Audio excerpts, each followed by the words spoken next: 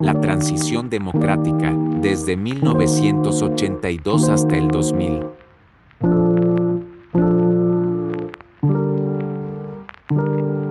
Integrantes.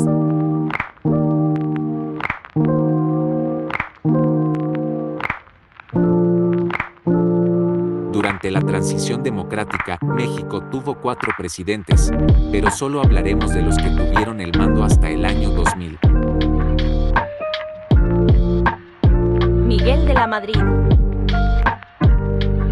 La administración del presidente Miguel de la Madrid comenzó en 1982, cuando el país estaba sumido en una grave crisis económica y la tensión social era insostenible.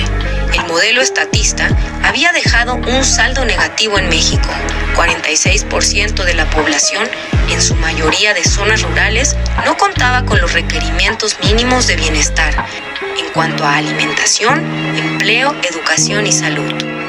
En su gobierno, el gabinete se integró por tecnócratas, es decir, personas jóvenes con poca experiencia política, pero una sólida formación técnica. Eran economistas, ingenieros o administradores que, basados en la corriente económica, orientaron la política económica de México hacia la reducción del gasto social y la privatización de empresas públicas.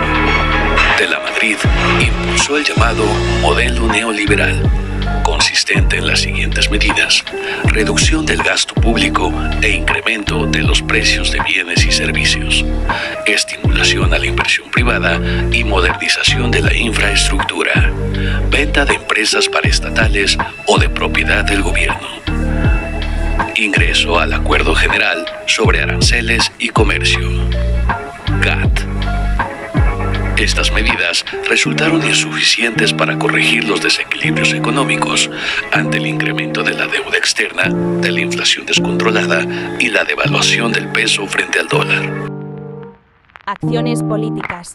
Implementación de reformas electorales. Se creó el Instituto Federal Electoral. Las reformas electorales permitieron que la oposición tuviera una presencia importante en el Congreso de la Unión y en los gobiernos estatales.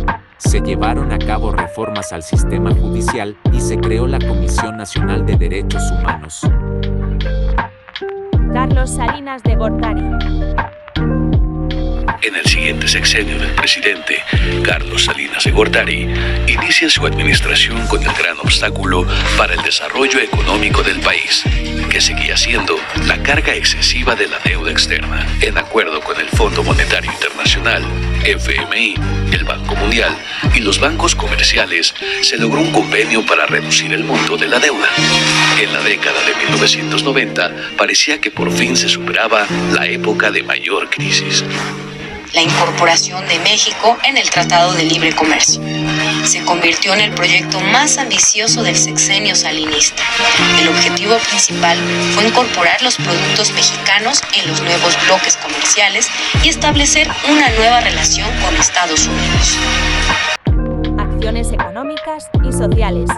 Se llevaron a cabo reformas económicas que permitieron un mayor crecimiento económico y una mayor integración en México en la economía global, pero también tuvieron efectos negativos en la población más vulnerable, en particular la privatización de empresas estatales y la liberación de precios llevaron un aumento en los precios de los servicios básicos de la desigualdad económica.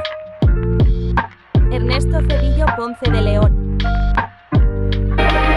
Por último, el sexenio del presidente Ernesto Zedillo Ponce de León inició con el llamado error de diciembre, derivado de las políticas económicas adoptadas por el salinato y que, al igual que las anteriores administraciones, provocó una grave crisis económica y de desempleo.